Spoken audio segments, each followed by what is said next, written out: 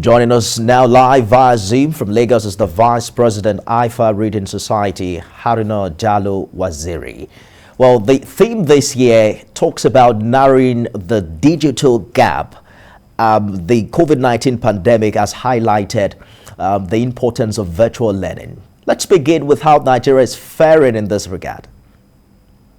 Thank you for having me. To be honest, you have to check two things when it comes to Nigeria around the digital divide. One is our ability to have last mile in terms of internet connectivity, where the services are available at the doorsteps of individuals.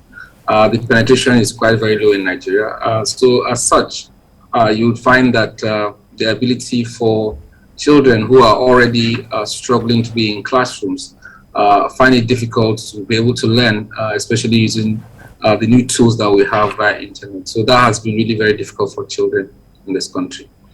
Compared to the affluent areas where, the urban areas like in Lagos, maybe Port Harcourt and the rest of them, they have fared better than other places because, again, the availability of that last mile is totally different from other places. So you would find that in the last 18 months, there has been that, what I call the lack of the ability for children to continue learning, and that's very dangerous for the country. Yeah, the challenge is huge. The schools are going to resume now some days from now.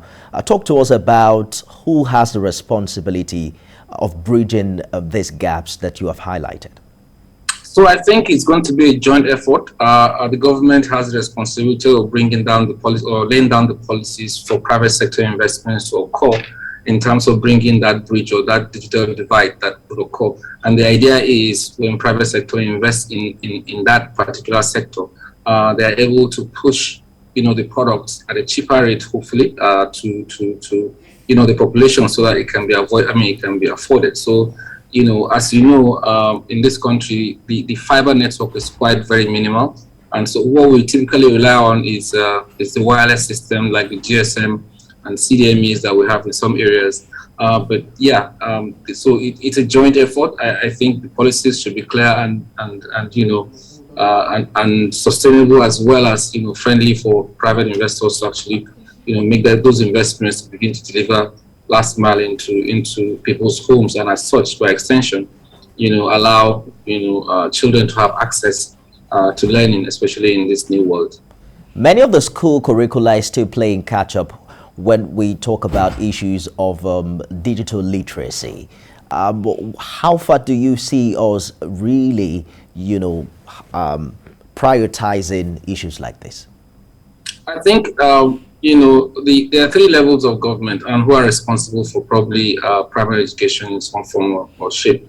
I believe that every subsector of the government has to do or contribute to ensuring that the tools that these kids need to get educated is actually provided. And sometimes you find that there are donors who come to this country and say, give us some counterparty funding so that we would work with you to provide those tools, because we can't just donate. And you find that some of these governments don't bring out or don't commit to those counterparty funding, and as such, they don't get that opportunity to benefit from all of those donations or funding. And I think also prioritization of that requirement for kids to have the tools to learn, I think is very important and should be in every government's agenda as a necessity. With virtual learning comes quite a number of challenges. There are some people who still debate whether or not the traditional mode of learning is more focus oriented and takes away all the distractions and entertainment that comes with technology. How do you prefer a solution to that? Look, you and I are having this interview. I would have been in your studio. That would have taken me an hour and a half to get there and an hour and a half to come back. So if you trade off what is the opportunity cost, I don't think it's that much. I mean, kids are very resilient. They learn quickly, they adapt quickly. And as you know right now, I mean, for those that have the access for those devices, kids live on tablets, they live on their phones. They hardly do much outside that. So it's already happening. I don't think there's any distraction. I think the world has changed and we have to change with it. The way we used to do things, where you sit down in the classroom and have a teacher talk to you. I think probably we're getting out of that. And if you're not in the phone, if you're not in the tablet, I don't think you'll be anywhere. That becomes the infrastructure now.